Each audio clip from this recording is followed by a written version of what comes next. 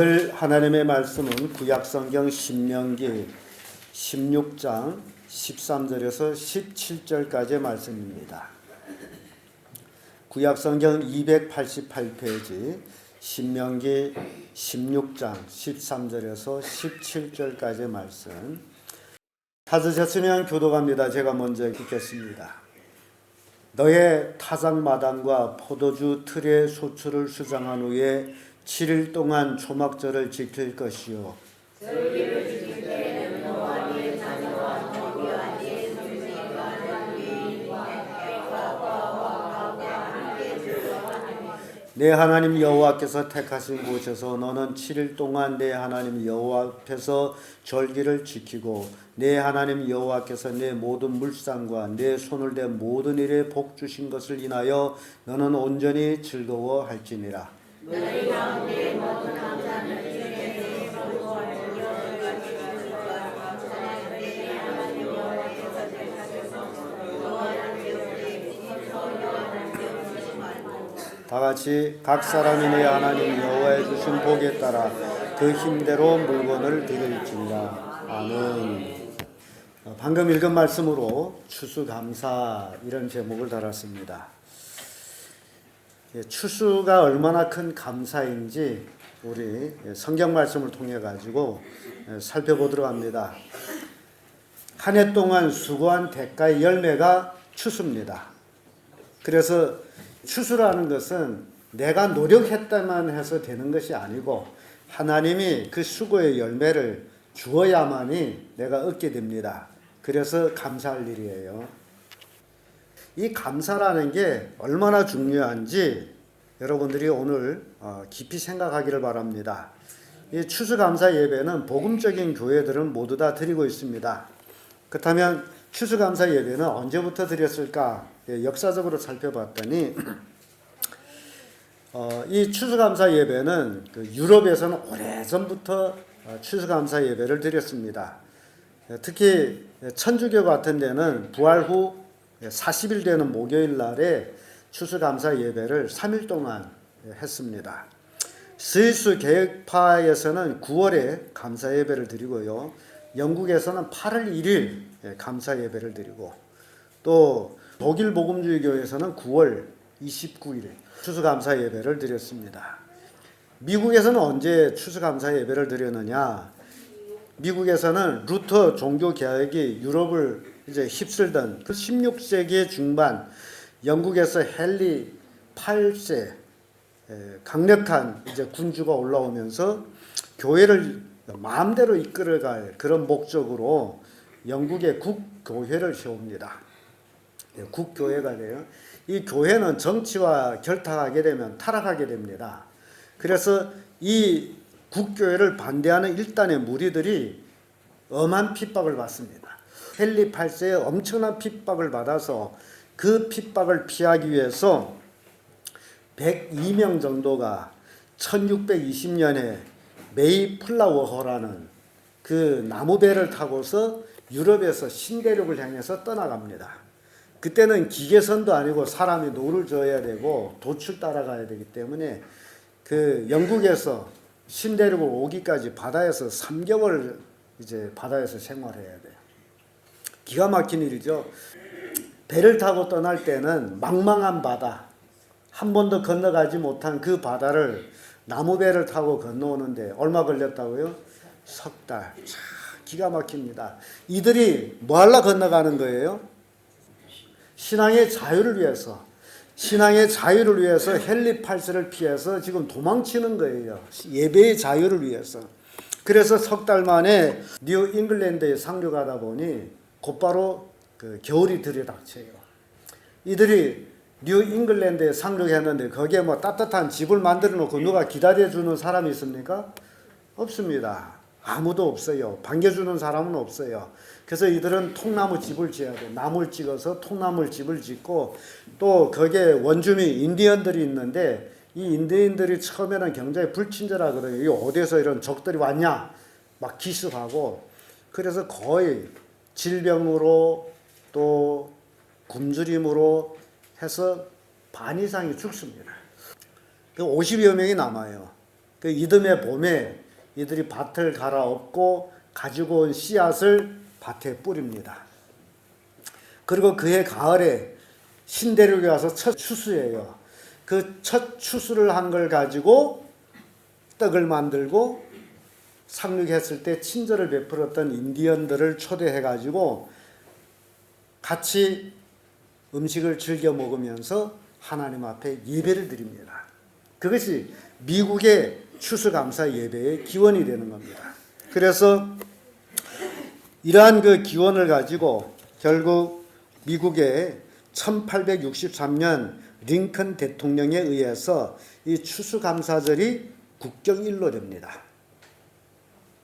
1941년부터 11월 넷째 목요일 주일을 추수감사절로 정해서 칠면조와 호박파이를 먹으면서 기념을 했습니다. 이게 미국 교회의 추수감사절이에요. 그래서 그때부터 이렇게 미국은 추수감사 예배가 국경일이 돼가지고 해마다 11월 이제 넷째 주 목요일 날이게 되면 성대한 추수감사 예배를 드립니다. 이러한 그 영향으로 인해서 한국 교회도 1908년에 예수교 장로회에서 11월 마지막 목요일을 추수감사절로 정해서 지켰습니다. 그러다가 몇 차례 바뀌면서 현재는 11월 셋째 주일을 추수감사주일로 지킵니다. 그러나 이 추수감사주일이 범교회적으로 결정된 것이 아니므로 개교회가 자유로이 자기 교회 실정에 맞춰서 추수감사주일을 정해가지고 예배를 드리고 있습니다. 요즘은 한국교회가 아예 추수감사절을 추석으로 정하자 그런 이제 제안도 있고 추석에 추수감사 예배를 드리는 교회들도 있습니다. 이 추수감사 예배가 얼마나 중요한지 그 기원들을 우리가 살펴봤습니다. 많은 사람들이 이주는 더 좋은 곳으로 더 살기 좋기 위해서 이주를 하지만은 이 청교도들은 예배의 자유를 위해서 이주한 겁니다. 잘 살기 위해서 한 것이 아니고 자유롭게 예배를 드리기 위해서 이주한 겁니다. 닥치는 고난보다 예배의 자유를 그들은 더 소중하게 여긴 것입니다. 그래서 이들은 예배를 생명보다도 더 귀하게 여겼다는 겁니다. 오늘날 우리 신앙인들에게 있어서 예배와 내 다른 시간을 비교할 때 어느 것이 더 중요하냐 이걸 우리는 잘 선정을 해야 돼요. 예배보다 더 중요한 시간은 없습니다. 그런데 많은 사람들이 이 신앙생활하면서 이 예배의 중요성을 잘 모르고 있다는 거예요. 마치 예배는 내가 특별한 일이 없을 때만 나와서 하는 줄로 알고 있습니다. 그런데 예배는 모든 특별한 일을 다 내려놓고 예배를 우선순위하는 것이라는 거예요. 그래서 우리 인생에서 가장 중요한 날이 무슨 날이다? 예배의 날입니다. 그래서 청교도들은 생명보다도 예배의 자유를 위해서 영국에서 이제 아메리카 신대륙을 향해서 그렇게 죽음과 고난도 두려워하지 않고 이주를 했던 사실을 우리가 보게 됩니다. 사랑하는 성도 여러분, 여러분들이 현재 가지고 있는 신앙의 자유로 하나님께 예배를 드리고 감사하고 있습니까? 감사한다면 어떻게 하고 있습니까? 그래서 오늘 본문의 말씀을 통해서 추수감사라는 제목으로 은혜를 나눌 텐데요. 이 추수감사는 어떻게 하느냐? 그 첫째가 이웃과 함께 즐기는 것입니다. 추수감사는 누구와 함께 즐긴다고요? 이웃과 함께 즐기는, 혼자 즐기는 게 아니에요. 13절에서 15절의 말씀 보면 너의 타작마당과 포도주 틀의 소출을 수장한 후에 7일 동안 초막절을 지킬 것이요 절기를 지킬 때는 너와 내 자녀와 노비와 내 성중에 거하는 레인과 객과 고아와 과부와 함께 연락하되 내 하나님 여호와께서 택하신 곳에서 너는 7일 동안 내 하나님 여호와 앞에서 절기를 지키고 내 하나님 여호와께서 내 모든 물상과 내 손을 댄 모든 일에 복 주신 것을 인하여 너는 온전히 즐거워할지니라. 이 얘기는 추수해서 탈곡해서 다 저장한 후에 한 해 동안 수확이 끝난 후이죠. 끝난 후에 너와 내 가족 자녀들과 그리고 이웃을 청하는데 누가 있습니까? 이웃에 이웃에 누가 있어요? 첫째는 레위인입니다. 둘째는 객입니다. 셋째는 고아입니다. 넷째는 과부입니다. 자, 그럼 우리가 이 레위인, 객, 고아, 과부를 우리가 생각해 보자. 이들은 도대체 어떤 사람이기 때문에 추수 끝나고 창고에 다 집어넣은 후에 이제 초막절을 지킬 때 이들을 청해서 함께 즐기느냐, 하나님이 택한 곳에서 이들과 함께 즐기느냐, 그 원인, 이 레위인이나 객이나 고아나 가부에게 없는 것이 있습니다. 뭐가 없을까요? 맞는 얘기예요. 기업이 없어요. 기업이라는 게 우리말로 쉽게 얘기하면 직장이 없다. 그러니까 먹고 살아야 될 경제대원이 없다. 누가 없다고요? 레위인, 그리고 객이라는 게 누굽니까? 나그네죠. 나그네. 그리고 고아, 그리고 과부. 그러니까 예나 지금이나 우리가 이제 돌이켜보면 지금도 고아들이 참 힘듭니다. 고아들이 힘들 뿐만 아니라 혼자 사는 과부들, 뭐 젊은 과부들은 그나마 자기 일을 함으로 괜찮지만은 노인들 참 힘듭니다. 그래서 이 추수감사 예배는 어떻게 한다? 이렇게 없는 사람들을 다 초대해가지고 같이 음식을 먹으면 즐기는 것이 추수감사예요. 자기 가족 식구만 먹고 즐기는 게 아니라는 거예요. 이렇게 없는 사람들. 그럼 레위인들이 왜 없어요? 레위인들은 성전에서 섬기는 자들이에요. 레위인들은 이스라엘 백성들이 바치는 감사 예물과 11조를 통해 가지고 먹고 사는 사람들이에요. 그러니까 이 레위인들이 예를 들어서 백성들이 수확이 풍년이 들어서 많이 바치면 레위인들이 먹을 것이 있는데 안 바치면 먹을 것이 없어요.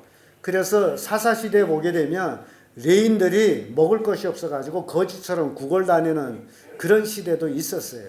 왜 그러냐? 레위인들은 뭐가 없어요? 온 이스라엘 백성들은 다 가나안 땅에 들어와서 땅을 논아 가졌는데 레위인들은 그런 땅을 가지지 않았어요. 하나님의 기업이 되기 때문에. 그래서 레위인들은 기업이 없어요. 그러니까 지금 우리 이 시대의 말로 한다면 이제 교회 목사들은 세상 직업, 기업이 없어요. 교회에서 주는 걸 먹고 사는 거예요. 그러니까 교회에서 많이 주면 좀 있고 안 주면 입 다물고 있고. 그래서 참 목사들이, 서러운 목사들이 참 많습니다. 배고픈 목사들이 참 많아요. 옛날에 우리 교회가 앉을 자리 없었잖아요. 늦게 오면. 저는 여러분 때문에 행복하고 여러분 때문에 참 얼마나 목회에 큰 힘을 가지고 있는지 몰라요. 어디 가든지 저는 우리 교회를 자랑합니다. 우리 승리교회가 작은 교회 같은데 대단한 교회예요. 그래서 여러분들이 이 추수감사 어떻게 한다? 없는 사람, 어려운 사람 함께 즐기는 것이다. 그래서 이걸 우리가 깊이 생각해야 된다는 사실입니다. 그래서 사랑하는 성도 여러분들이 이웃과 함께 즐길 때에 하나님의 놀라운 축복을 우리는 경험하게 된다. 신명기 12장 12절의 말씀 보면 너희와 너의 자녀와 노비와 함께 너희 하나님 여호와 앞에서 즐거워할 것이요 내 성중에 거하는 레인과도 그리할지니 레인은 너희 중에 분깃이나 기업이 없음이니라. 레인은 직업이 없다고요. 오로지 하나님이 그 기업이 됩니다. 이렇게 추수는 누구와 함께 즐긴다고요? 이웃과. 그 이웃이 누구예요? 레위인, 그리고 객, 고아, 가부. 그러니까 여러분들이 1년의 수입 중에서 추수하여서 여러분 주변에 어려운 사람들이 있잖아요. 고아도 있고 과부도 있고 객도 있고 또 목사도 있고. 그러면 조금씩이라도 어찌라 나눠 먹자 그 얘기예요. 그래서 우리가 이게 즐긴다라는 게 줄 때 즐거움이 있어요. 그래서 성경 보면 받는 자보다 누가 복이 있다고 그랬어요? 주는 자가 복이 있다. 그래서 저는 우리 승리교회 성도님들이 다 어떤 자가 되기를 원하죠? 그걸 딱 빼고 뒤에 말, 복 있는 자가 되기를 원한다. 우리 교인들이 다 복 있는 자가 되기를 원한다. 그럼 복 있는 자들의 생활이 뭐라고요? 주는 것이다. 그래서 참 그 승리교회 성도들은 겉보기에는 없는 것 같은데 참 잘 나누고 잘 줍니다.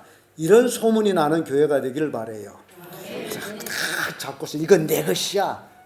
아무도 못 줘. 이런 인색한 사람 되지 말고 정말 있는 대로 좁쌀 하나라도 어찌자? 째게 먹자. 이빨에 끼울지라도 째게 먹자. 그게 복이라는 거예요. 톨스토이라는 사람이 이런 말씀을 했습니다. 진정한 힘은 남을 정복하는 자에게 있는 것이 아니고 자기를 이겨 동물적 본능에 영혼을 지배당하지 않는 자에게 있다. 진정한 힘, 이 막강한 힘을 얘기하죠. 남을 지배하는 그게 아니고 남을 억눌고 남을 내 밑에 엮고 그렇게 남을 부리는 그거 아니고 동물적인 본능에서 자기를 억제하는 거예요. 동물적인 그 본능이 사람마다 다 있단 말이죠. 그걸 자기를 억제하고 그 영혼이 그 동물적인 그 본능에 지배를 당하지 않는 것이 진정한 정복자라는 겁니다. 그러니까 우리 각자 자기 영혼을 생각해 볼 때에 내가 동물적으로 내가 어떤 물질의 지배를 받고 있느냐, 그 물질의 욕망 때문에 살고 있느냐, 이런 것들을 우리가 잘 생각해 볼 때에 나는 아니다. 나는 물질의 지배를 받는 것이 아니라 나는 물질을 부리는 자다. 이게 바뀌어져야 된다는 겁니다. 이해가 됩니까? 물질이 나를 지배하는 것이 아니고 내가 물질을 지배한다. 왜냐하면 사람은 물질을 지배하는 자로 하나님 만드신 거예요. 물질의 지배를 받는 것이 아니고 뭘 하는 자라고요? 물질을 지배하는 자다. 그러니까 사람은 이 우주 만물을 지배하는 자이지 우주 만물에 지배당하는 자가 아니라는 겁니다. 이해가 되죠? 열심히 예배 참석하신 분들은 이제 성경 배워가지고 알아요. 우리가 누구라고요? 우리가 누굽니까? 우리 하나님의 자녀죠. 하나님의 자녀는 세상을 지배하는 자지 지배받는 자가 아니라는 거예요. 왕 같은 제사장. 왕은 백성들한테 지배받아요? 백성을 다스리는 자죠. 그러니까 우리는 그런 자들이 되어야 된다. 이전에 독일의 한 마을에 극심한 흉년이 든 적이 있습니다. 그래서 마을 주민들은 끼니를 잊지 못해서 아우성이었어요.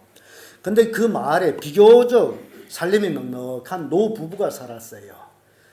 온 동네 사람들을 먹이기에는 자기네 가지고 있는 게 부족하기 때문에 그 노부부는 야, 우리가 좀 넉넉한데 그나마 아이들만은 굶기지 말자. 그래서 매일매일 아침 떡을 엄청 많이 해가지고 동네 밖에 나가서 동네 아이들 다 불러다가 떡을 나눠주는 거예요. 대단하지 않습니까? 근데 동네 아이들이 다 몰려와서 지금 서로 밀고 닥치고 합니다. 뭘 가지려고? 무슨 떡을? 모르겠어요? 더 큰 떡을. 떡을 손을 만들다 보니 어떤 건 그거 자꾸 그러잖아요. 그럼 밀고 닥치면 뭐만 가지려고? 더 큰 것을 가지고 힘센 놈이 큰 걸 가지고 그 다음에 작은 걸 가지고 그러다 보니 웬 힘이 없는 여자애가 맨 나중에 제일 작은 떡을 가져가는 거예요. 근데 이상한 것은 그렇게 많은 애들이 떡을 가져가면서도 이 노부부한테 고맙습니다. 감사합니다. 라는 말을 하고 가는 애들이 하나도 없고 맨 나중에 이 여자애가 가장 작은 떡을 가졌지만은 고맙습니다. 감사합니다라고 인사하고 가는 거예요. 그러니까 노부부 생각에는 그 여자애가 기특할까요? 안 기특할까요? 그렇죠. 굉장히 기특하죠. 그러던 어느 날에 이 여자애가 빵을 가지고 집에가 딱 째겠는데 와! 그 안에 금덩어리 하나, 그리고 거기에 글쪽지가 있는 거예요. 거기에 이렇게 써져 있습니다. 감사할 줄 아는 너를 위해 마련한 작은 선물이다. 우리 인생은 뭘 할 줄 알아야 된다고요? 감사할 줄 알아야 된다. 이거는 어른이나 애들이나 똑같습니다. 그래서 여러분들이 가족에서 부모된 입장에서는 자녀들한테 뭘 가르쳐야 돼요? 감사를 가르쳐야 되는데 감사는 가르쳐서만 되는 게 아니고 부모가 무슨 삶을 살아야 돼요? 감사하는 삶을 살아야 됩니다. 그 부모가 감사하는 삶을 살 때 자녀들은 당연히 부모의 모습을 보면서 감사의 삶을 살게 되어 있습니다. 오늘 우리는 하나님의 자녀 입장에서 지금 추수감사 예배를 드리고 있어요. 그러면 여러분들은 하나님이 나에게 먹을 걸 주고 입을 걸 주고 마실 걸 주고 생명을 주고 지금까지 태어나서 60여 년 70여 년 뭐 이렇게 살아오게 했는데 하나님 앞에 어느 만큼 감사할 것이냐. 감사할 줄 아는 자에게 뭐가 있다고요? 축복이 있는 거예요. 이렇게 감사는 사랑을 깨달는 순간부터 시작이 됩니다. 감사가 없으면 뭐가 있느냐? 불평만 있습니다. 이제 불평은 불평을 낳고 감사는 축복을 낳는다는 겁니다. 그러면 우리가 불평하면 살까요? 감사하면 살까요? 그렇죠. 감사하며 살아야죠. 근데 감사라는 거는 엄청 큰 일이 생겨가지고 감사하는 게 아니에요. 지극히 작은 일로부터 감사가 시작하는 거죠. 그래서 누군가는 그런 글을 썼지 않습니까? 촛불을 보고 감사하는 자에게는 별빛을 주시고 별빛을 보고 감사하는 자에게는 햇빛을 주시고 햇빛을 보고 감사하는 자에게는 영원한 생명의 빛을 주신다. 작은 것에서부터 여러분 감사가 이루어지면 점점 감사는 어떻게 된다? 커진다. 우리 인간은 감사할 줄 알자. 내가 진정 하나님을 믿고 섬긴다면 뭘 할 줄 알자? 감사할 줄 알자. 오늘 1년 동안 하나님의 주신 복에 대한 감사를 하는 그 표현이 오늘이라는 거죠. 그럼 여러분들이 심령에 정말 나는 하나님께 어떻게 감사할까?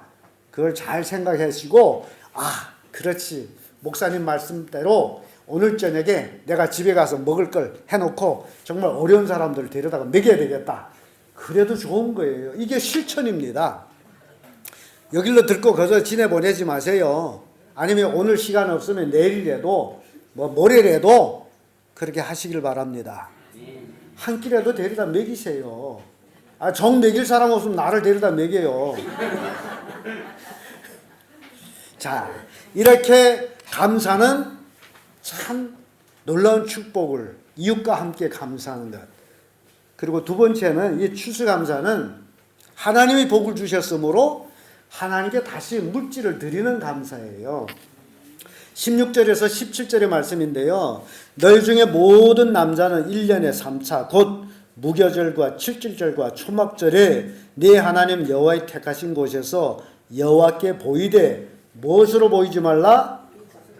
빈손으로 공수로 보이지 말라 그러죠. 공수로 여호와께 보이지 말고 각 사람은 하나님의 주신 복에 따라 그 힘대로 물건을 드리라.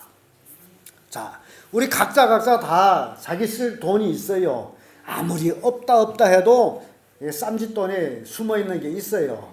그러면 각자 있는 힘대로 어찌라 하나님께 물건을 드리라 그 얘기야.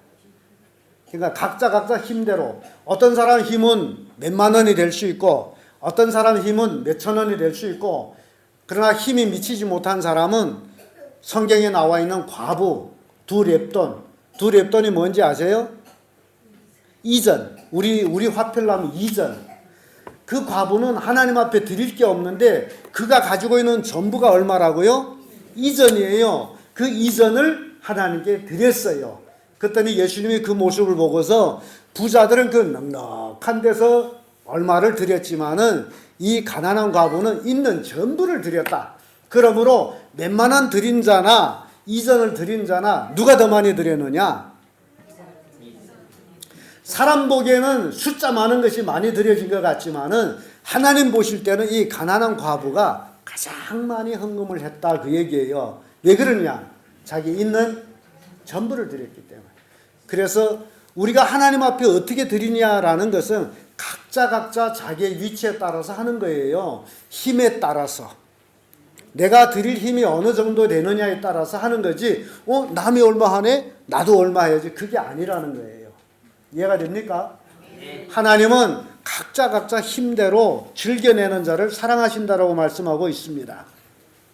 이 물질은 하나님의 주신 축복입니다. 내가 이 세상에 태어날 때 빈손으로 태어났고 이 세상을 떠날 때도 빈손으로 갑니다.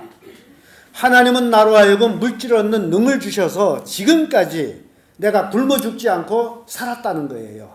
없는 것 같은데 집에 들어가서 몽둥이 가지고 휘둘리면 걸리는 게 아무것도 없는데 내가 지금까지 어쨌다? 살아왔다. 그럼 여러분 공기 먹고 살았어요? 아니죠. 하나님의 주신 것을 먹고 살았어. 그렇다고 해서 내가 태어날 때 금덩어리 가지고 태어난 것도 아니고 모든 것이 하나님의 은혜로 내가 지금까지 살아온 거예요. 그래서 신명기 8장 18절의 말씀 보면 내 하나님 여호와를 기억하라. 그가 내게 재물 얻는 능을 주셨습니다. 하나님은 우리 각자에게 뭘 주셨다? 재물을 얻는 능을 주셨어요. 재물을 얻는 능을 가졌기 때문에 우리 이기까지 살아온 겁니다. 물론 여러분들이 남 바라보는 억대 부자가 안 됐다 할지라도 지금까지 재물 얻는 능을 가지고 살아온 거예요. 그래서 우리는 하나님 앞에 나올 때 모든 것이 하나님께로부터 오신 거기 때문에 우리는 다시 하나님께 드린다라는 거예요. 출애굽기 23장 15절의 말씀 보면 빈손으로 내게 보이지 말지니라. 하나님 앞에 나올 때 어떻게 나오지 말라? 빈손으로 나오지 말라. 귀를 까시고 들으세요. 하나님 앞에 나올 때 어떻게 나오지 말라? 빈손으로 나오지 말라. 없을지라도 빈손으로 나오지 말라 그 얘기예요. 그리고 출애굽기 35장 20절에도 빈손으로 내 얼굴을 보지 말지니라. 빈손으로 누구 얼굴을 못 본다? 하나님의 얼굴을 보지 말지니라고 말씀합니다. 이걸 우리가 잘 이해해야 돼요. 하나님이 무엇이 부족해서 우리 손에서 물질을 달라시는 분이 아닙니다. 이걸 여러분 우선 명심해야 돼요. 하나님은 우리에게 생명과 물질을 모든 것을 주시는 분이 하나님이에요. 그런데 하나님의 도로 우리에게 물질을 달라라고 하는 원인은 우리의 물질관, 우리의 인생관을 하나님이 시험하는 거예요. 요놈이 내가 모든 걸 다 주었더니 너 뭔 중심으로 사느냐? 물질 중심으로 사느냐? 하나님의 중심으로 사느냐? 그걸 하나님 보고자 원하는 거예요. 왜냐하면 사람들은 물질을 생명처럼 여기는 사람이 있어. 그런 사람들은 절대 하나님께 드리지를 못해요. 아이, 내 생명보다 더 귀한 것을 내가 어찌 하나님께 드립니까? 이런 사람에게 하나님은 바로 물질입니다. 근데 하나님이 우리에게 주신 물질을 내가 하나님께 드릴 때 나는 내 인생에 물질보다 더 중요한 분이 하나님이십니다. 라는 신앙 고백이에요. 이렇게 우리가 하나님께 도로 드림으로 인해서 우리는 다시 하나님께로부터 더 큰 물질의 복을 받게 된다라는 겁니다. 잠언 8장 18절에 부귀가 내게 있고 장구한 재물과 의도 그러하니라. 이는 나를 사랑하는 자로 재물을 얻어서 그 곳간에 채우게 하려 함이니라. 누구를 사랑하는 자가 재물을 얻는다고요? 하나님을 사랑하는 자가 재물을 얻어서 어디다 채워요? 곳간에 채우는 거예요. 여러분 곳간이 빈 것이 좋아요? 꽉 차 있는 게 좋아요? 쓸모없는 것이라도 꽉 차 있으면 좋죠. 그래서 사람들은 잘 버리지를 못해. 실은 1년에 한두 번 쓸까 말까 하는 것도 다 곳간에 집어넣고 자리만 가득 차지하고 있습니다. 그래서 어떤 사람은 그런 글을 썼어요. 실제적으로 우리가 생활에 꼭 필요한 거는 37로 나눠서 3이라는 거예요. 실제 생활에 필요 없는 것이 7이고 실제적으로 꼭 가정에 필요한 건 3이다. 그러니까 집에서 놓고 볼 때 70%는 필요 없는 것들을 가득 장재해 놓고 있고 실제적으로 사용하는 건 30%다. 자동차 기능도 30%만 사용하고 기타 기능은 필요도 없고 오늘날 유행되고 있는 스마트폰의 기능도 30%만 사용하고 70%는 다 쓸데없는 기능들이. 이게 우리의 인생이라는 거죠. 그래서 우리가 정말 어떻게 사느냐가 굉장히 중요합니다. 그래서 하나님께서 우리 곳간에 채워주시겠다. 누구를 사랑하는 자에게? 하나님을 사랑하는 자에게.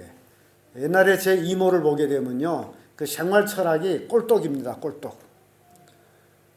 그래야 안심하고 사는데 무슨 게 꼴떡이냐? 쌀떡에 쌀이 꼴떡, 물떡에 물이 꼴떡, 헛간에 나무가 꼴떡. 그래서 곳간에 나무를 끄집어내 떼면 자리가 비지 않습니까? 그러면 우리 이모님이 이모부를 아주 달달달달 볶아요. 창고가 다 비었는데도 뭐 하느냐고. 그러면 이모부가 또 설렁설렁 나가서 도끼로 나무를 짱짱 패서 거기다 꽉 채워놔. 그러면 말이 없어요. 쌀떡하고 물떡은 이모가 본인이 채우고 헛간에 장작은 이모부가 채워야 돼. 근데 평생 그렇게 잘 살더라고요. 왜요? 꼴떡하기 때문에. 예, 꼴떡하기 때문에. 그러니까 여러분 인생도 창고가 꼴떡하기를 바랍니다. 근데 어떻게 할 때 꼴떡해진다고요? 하나님을 사랑할 때. 그러니까 하나님을 물질보다 더 사랑할 때. 물질 사랑하는 게 아니라 하나님을 사랑할 때 재물을 얻어서 곳간에 꼴떡꼴떡 채워줘야 나눠줄 게 있지 않습니까? 여러분 생각해 보세요. 내 창고에 꼴떡했는데 더 넣으려고 했더니 넣을 게 있어요? 없어요? 자리가. 그럼 그 나머지를 어떻게 해야 돼요? 남을 줘야죠. 이게 인생 원리입니다. 우리 농사꾼들이 농사하면서 꼭 명심해야 될 게 그게 아닙니까? 지금 가을이 돼가지고 논밭에 물이 있어요? 없어요? 대돌에 물이 있어요? 없어요? 다 끊어서 물이 없습니다. 땅땅 말라요. 근데 이듬해 봄에 대돌에 물이 흘러 들어오기 시작합니다. 그럼 이 물이 흘러 들어오는 원리를 여러분 생각하면 알아요.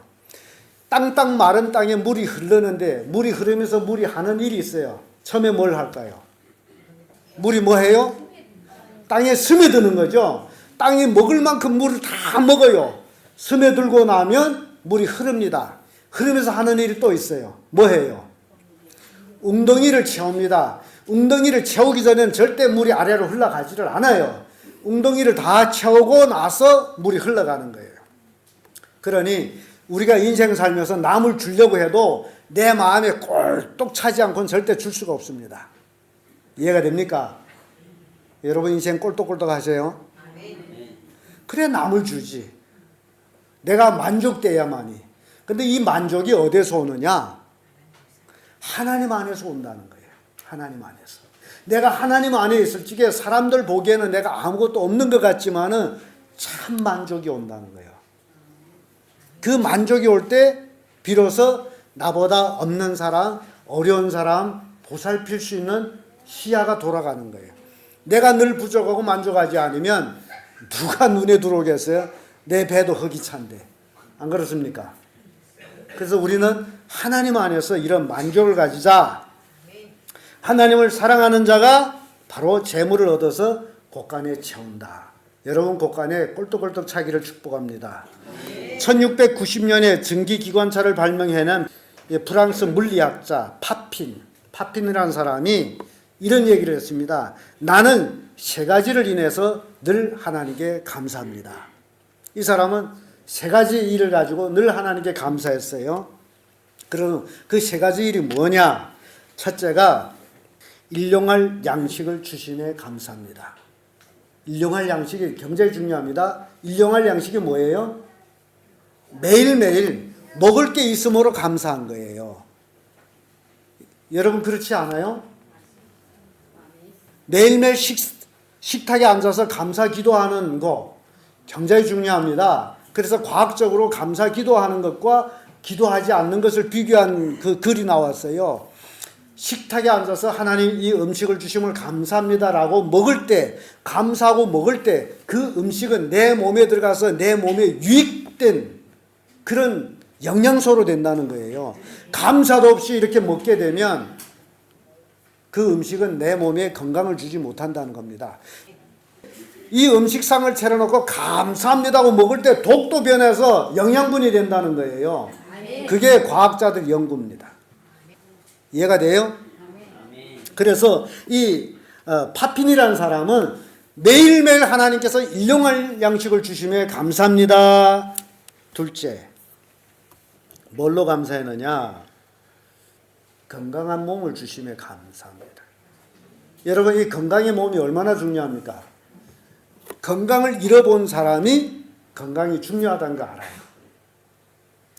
그 애들은 건강이 뭔지 몰라. 본래 그런 줄 알아요. 근데 나이 먹다 보면 자기 몸을 잘못 관리한 것이 나중에 병으로 되거든요. 병이 되게 되면 하고 싶어도 못합니다. 그래서 이 땅에서 가장 큰 재본은 실은 뭐냐? 돈이 아니고 건강이에요. 돈이 없어도 건강하면 됩니다. 근데 많은 사람들 돈 벌기 위해서 건강을 해쳐요. 그건 어리석은 겁니다. 가장 중요한 게 뭐라고요? 건강이에요. 건강. 그래서 이 파핀이라는 사람은 하나님이 건강한 몸을 주심에 감사합니다. 그게 두 번째 감사입니다. 세 번째는 어떤 감사였느냐? 영원한 삶을 향한 천국 소망을 주심에 감사합니다. 여러분, 소망이 없으면 인생 살 재미가 없습니다. 내일이 없으면 무슨 재미가 있어요?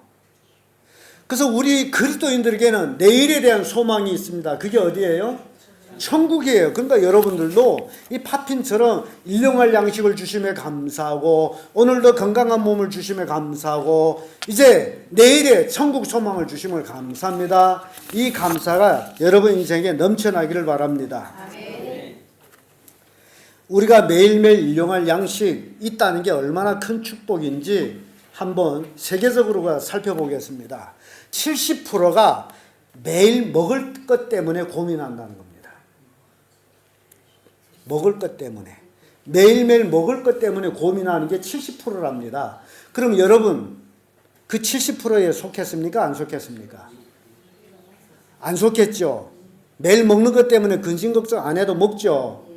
얼마나 큰 축복이에요. 70%가 100명으로 우리가 딱 축소했을 때 70명은 매일매일 먹을 것 때문에 고민하는데 여러분 그 30명 중에 들어가지고 먹을 것 때문에 고민 안 하고 사는 거. 대단한 축복을 지금 받고 있습니다. 그럼에도 이걸 가지고 감사할 줄 모른다면 문제가 되지 않아요? 어떤 예수 믿는 사람과 예수 믿지 않은 사람이 딱 친구예요. 총각 때부터 딱 친구였고 나이 들어서도 딱 친구예요. 성가해서도. 그러다가 어느 날 믿지 않은 친구, 한 사람은 예수 믿고 한 사람은 예수 안 믿는데 예수 믿지 않은 친구가 예수 믿는 친구 집에 놀러 왔어요. 그래서 둘이 같이 놀다가 식사하게 됐습니다. 그때 예수 믿는 사람은 어떻게 해요? 식탁 앞에서 감사 기도를 하지. 하나님 음식을 먹게 해주셔서 감사합니다 라고 기도를 해요. 그때 이 믿지 않은 친구가 아니 자네 아직도 기도하나? 물었어요. 나 아직도 기도하는데 우리 집에 기도 안 한 놈이 있어. 그랬더니 친구가 좋아가지고 자기는 기도를 안 하고 먹잖아요. 그래 너 자식들이 안 하느냐? 누가 안 하느냐? 물어요. 가만히 있을 거지. 그때 친구가 하는 얘기가 저 우리 집 돼지들이 아무리 먹을 걸 많이 줘도 감사할 줄 모르고 몰라. 음식을 먹으면서 감사할 줄 모르면 뭐와 같다? 짐승과 같다라는 거예요. 사람이라면 감사할 줄 아는 거예요. 하나님이 주신 것에 대한 감사 굉장히 중요합니다. 그리고 70%에서 이제 먹을 것 때문에 고민하는데 또 중요한 것은 30%는 깨끗한 물을 먹지 못해서 고민한답니다. 깨끗한 물. 지금 세계적으로 물이 엄청 오염이 됐습니다. 그래서 집집마다 정수기를 놓고 있는데요. 이 깨끗한 물을 먹지 못하면 사람의 몸에 병 걸립니다. 그래서 깨끗한 물, 좋은 물을 먹어야 돼요.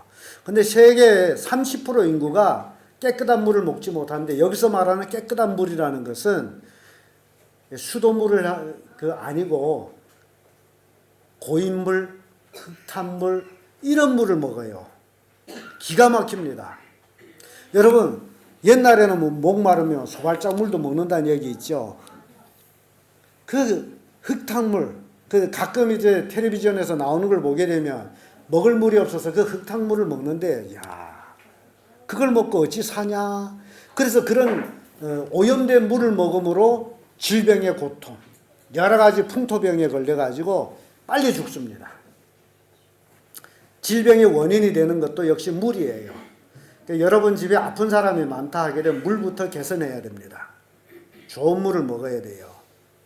우리 몸이 70%가 물이기 때문에 좋은 물이 들어가야 돼요. 좋은 물이 들어가고 이 물은 사랑하고 기쁘고 즐겁게 살면 이 몸에 들어간 물도 육각수가 됩니다. 부부지간에 매일 싸우게 하면 물이 다 깨져버려요. 건강에 해롭습니다. 그래서 참 우리가 어떤 자세로 사느냐가 굉장히 중요한 거예요. 똑같은 물을 먹었다 할지라도 사랑하는 집에서 희닥닥 희락이 있는 집의 물은 건강의 물이 되고, 똑같은 좋은 물을 먹었다 할지라도 가정이 화목하지 못하고 지옥 같은 가정에는 좋은 물 먹어도 그것이 병이 되는 물이 된다는 거예요. 우리 인생이 이렇게 되는 거예요. 그래서 우리가 하나님 앞에 늘 감사하는 삶을 사는 것이 이래 좋고 저래 좋고 누이 좋고 매부 좋고 다 좋은 거예요. 감사가 이렇게 중요한 겁니다. 자, 말라기 3장 10절에는 만군의 여호와가 이르노라 너의 온전한 11조를 창고에 들여 나의 집에 양식이 있게 하고 그것으로 나를 시험하여 내가 하늘 문을 열고 너에게 복을 쌓을 것이 없도록 붙지 아니하나 보라. 하나님께서는 우리를 향해서 뭘 바쳐라 그러죠? 온전한 11조. 온전한 11조가 뭡니까? 온전한 11조라는 것은 내 인생을 살아오면서 나한테 들어오는 모든 소득의 10분의 1을 얘기합니다. 내가 얼만큼 벌었느냐, 얼만큼 내가 소득했느냐에 달려서 그 10분의 1을 하나님께 드리는 거예요. 이것을 하나님께 드리면 하나님은 약속합니다. 하늘문을 여시고 어떻게 하시겠다고요? 쌓을 곳이 없도록 복을 내려주시겠다는 거죠. 쌓을 곳이 없도록. 야, 여러분, 쌓을 곳이 없도록, 그 얘기가 꼴떡꼴떡 차는 거 아닙니까? 쌓을 곳이 없도록 복을 주겠다. 어떤 자에게? 온전한 11조를 내는 자에게. 그러면서 말라기 3장 11절 12절에는 이런 말씀이 계속 이어집니다. 내가 너희를 위하여 황충을 금하여 너의 토지 소산을 멸하지 않게 하며 너의 밭에 포도나무와 과실이 기한전에 떨어지지 않게 하리니 너희 땅이 아름다워짐으로 열방이 너희를 복되라 하리라. 우리가 온전히 하나님 앞에 11조를 드렸더니 하나님께서 모든 재해를 막아주고 땅이 아름다운 땅이 되게 해주는 거예요. 생이 복되게 생이 되게 해준다는 말이죠. 잠언 3장 9절에 내 재물과 내 소산물의 처음 익은 열매로 여호와를 공경하라. 우리가 가지고 있는 소산물과 처음 익은 열매로 하나님을 공경하게 되면 하나님은 우리를 복 주신다는 겁니다. 역대상 29장 13절 14절에 우리 하나님이여 이제 우리가 주께 감사하며 주의 영화로운 이 이름을 찬양하나이다. 나와 내 백성이 무엇이 간데 이처럼 즐거운 마음으로 들을 힘이 있었나이까. 모든 것이 주께로 말미암아 싸우니 우리가 주의 손에서 받은 것을 주께 드렸을 뿐입니다. 이게 다윗의 기도예요. 하나님이 우리를 축복해 주셨고 하나님의 손에서 받은 것을 우리가 다시 하나님께 드렸을 뿐입니다. 그랬는데 하나님이 더욱 쌓을 곳이 없도록 복을 주시는 거예요. 여러분들이 어떤 삶을 살기를 원해요? 구질구질하게 살기를 원합니까? 쌓을 곳이 없든 넘쳐나는 복을 받기를 원합니까? 그러면 성경 말씀대로 사는 것 외에는 있다 없다? 없습니다. 저 목사가 거짓말한, 이게 내 말입니까? 하나님 말씀이에요. 이 말씀 믿고 안 믿는 것은 여러분들이고, 여러분들이 믿음으로 행하면 복을 받을 것이고, 여러분들이 거절하게 되면 쌓을 곳이 없는 복을 받지 못할 뿐이다 라는 겁니다. 우리가 하나님께 드리는 물질은 아름다운 것입니다. 이는 믿음으로 드리기 때문입니다. 우리의 물질이 있는 곳에 또한 우리의 마음이 있습니다. 오늘날 많은 사람들이 물질의 노예가 되어갑니다. 그러나 물질의 노예가 되지 아니하려면 하나님께 드리는 자가 되어야 됩니다. 지글러라는 사람이 성공의 법칙이라는 책을 썼습니다. 이 사람이 성공의 법칙이라는 책을 썼는데요. 거기에서 이 사람은 이렇게 얘기합니다. 나는 감사할 줄 모르면서 행복한 사람은 한 번도 보지 못했다. 감사할 줄 모르는 사람이 행복한 사람은 한 사람도 못 봤다는 거예요. 그러면 행복한 사람은 어떤 사람이다? 감사하는 사람이에요. 그러니까 여러분들이 오늘 감사의 주일을 당하여서 정말 마음껏 하나님께 감사하는 자들 되어서 그 행복을 여러분들이 소유가 되게 그런 성도를 되길 바랍니다. 그래서 오늘 추수감사 예배에 정말 이웃과 함께 즐거이며 또 하나님 앞에 귀한 예물을 드리면서 즐거워하는 그런 모든 성도들 되기를 예수님 이름으로 축복합니다.